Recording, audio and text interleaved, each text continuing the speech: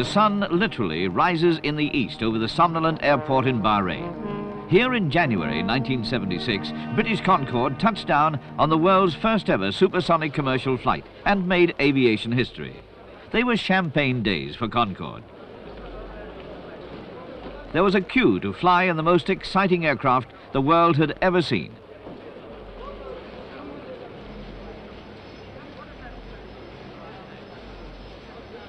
Concorde's battles for world recognition were only beginning, but for the flying public, the pencil-slim beauty lacked only one thing: wide-ranging routes to fly on.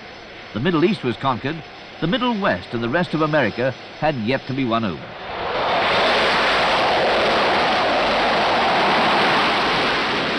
Concorde didn't really begin on a drawing board, it evolved out of one of the most exciting innovations of the 50s, the British Comet. Comet was the world's first turbojet airliner, and Movietone News was there when the first passenger service was inaugurated on May the 2nd, 1952. Takeoff point London, destination by way of Rome, Beirut, Khartoum, Entebbe and Livingston was Johannesburg, South Africa.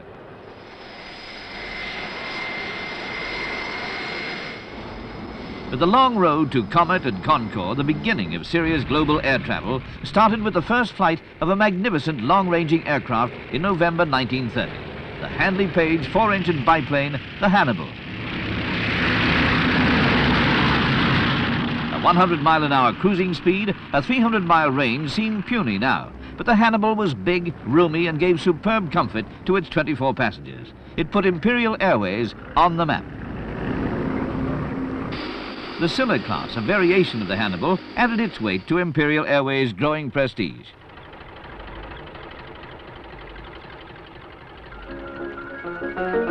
Both flight and turnaround were fast.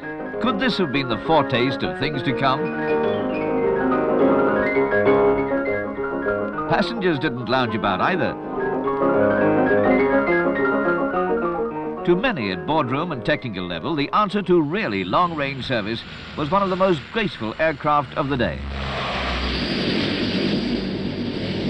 C-class flying boats like the Caledonia were used on Empire routes. They could carry 24 passengers, 2 tons of mail. The war over, great changes were expected in air travel and were taking place. In July 1950, the first 4-turbo prop aircraft flew into the picture, the Vickers Viscount V630, setting in motion the first scheduled passenger flights in gas turbine airliners.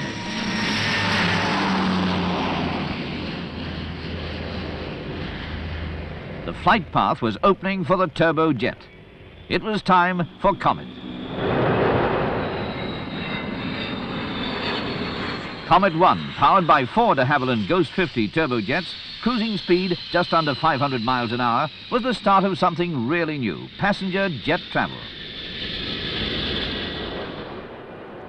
Many other aircraft have been tried and proved, like the famous Trident.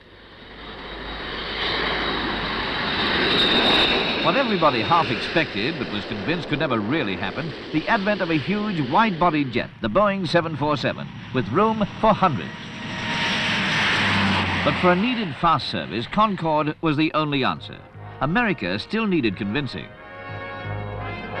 In her Silver Jubilee year, the Queen, accompanied by the Duke, showed her own complete confidence in this beautiful aircraft when she flew home from Barbados after her Jubilee tour.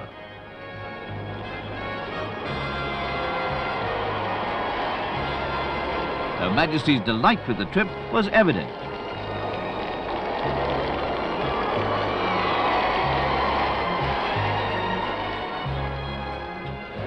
Then they opened, if not the floodgates, at least the first trickles of hope for Concorde's career. A New York clearance gave legal sanction. Concorde was on her way. First flighters to Kennedy included trade union leader Hugh Scanlon.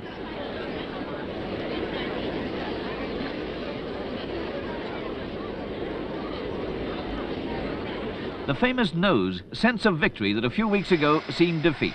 With the skies clear to New York for supersonic flight, it's felt the rest of the world will go Concorde. Time of departure from Heathrow, 10:29. Expected time of arrival at Kennedy Airport, just 3 hours, 23 minutes from now. A transatlantic record for passenger air travel.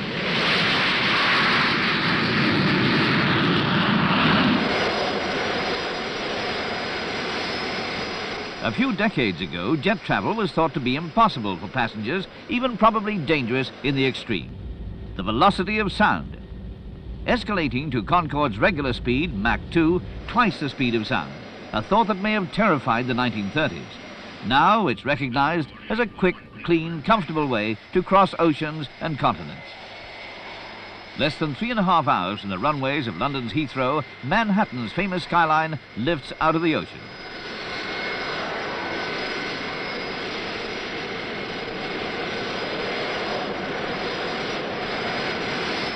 Kennedy Airport prepares for its controversial visitor. French Concorde, which had left Paris on a synchronized arrangement with its British counterpart, lands first.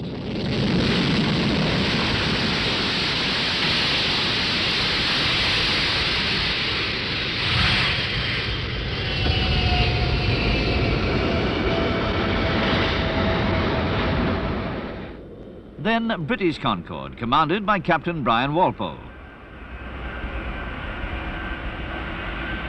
Both planes report a smooth and enjoyable flight.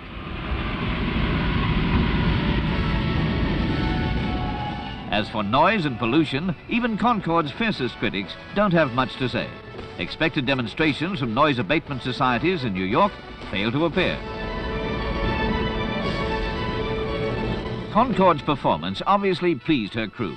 25 years after the first jet passenger service lifted off, the world's most beautiful jetliner is ready for supersonic travel anywhere.